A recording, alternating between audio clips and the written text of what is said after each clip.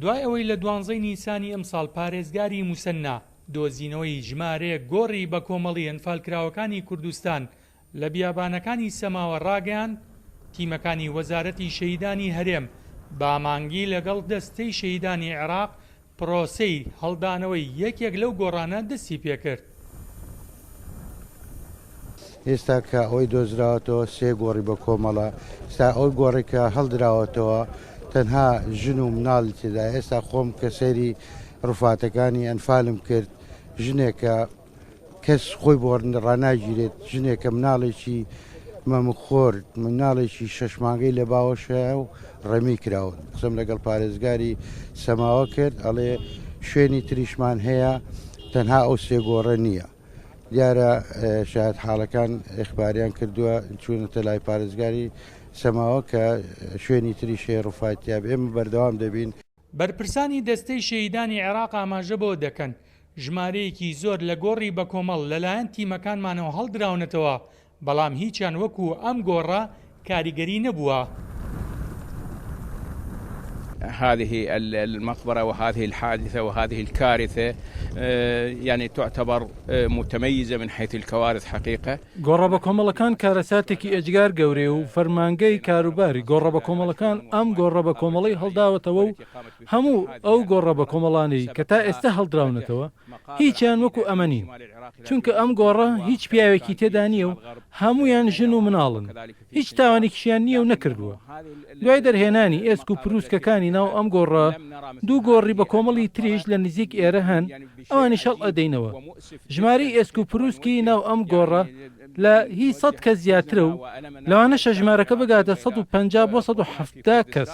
إنه هذه المقبرة لا يوجد فيها من الرجال. إذا كان للرجال هناك ذنب أنهم قاتلوا صدام ونظام صدام وحزب البعث، ولكن هؤلاء الأطفال والنساء ما ذنبهم، هؤلاء نساء وأطفال. نوێنەرانی کورد لە ئەنجومەنی نوێنەرانی عێراق ئاماژە بۆ دەکەن هەوڵەکانیان بەردەوام دەبێت و هەمانگ دەبن لەگەڵ بەرپرسانی پارێزگاکانی باشوور بۆ دۆزینەوەی سەرجەم گۆڕەکانی دیکە.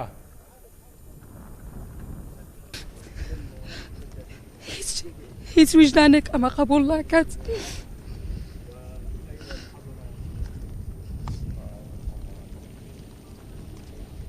ئێمە وەکو کورد کە لە بەغداین بۆ داکۆچیکردن لە مافەکانمان لەوین، ئێمە بۆ داکۆچیکردن و بۆ گەڕاندنەوەی ئەم مافانەمان لەوین کە فەوتاوە، ئێمە لەوێن بۆەوەی خزمەتی کەس و کاری شەهیدان و ئەرفان کراوە.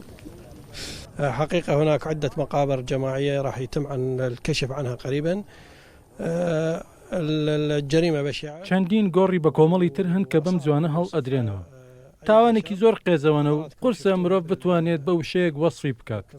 ئەوەی کە ڕووی داوە تاوانی جینۆسایدە. داوا لە حکوومەت و پەرلەمان و ڕێکخراوەکانی کۆمەلگای مەدەنی و ڕێکخراوەکانی مافی مرۆڤ دەکەین ئەم گۆڕە بە کۆمەڵانە بخەنە بەردەم ڕای جیهان و ئەوانەشی سەرقاڵی کاری هەڵدانەوەی گۆڕە بە کۆمەڵەکانن پێویستە پشتیوانیان لێ بکرێت.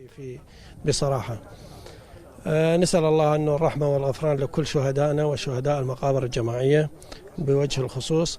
ندعو مجلس النواب، ندعو الحكومة العراقية.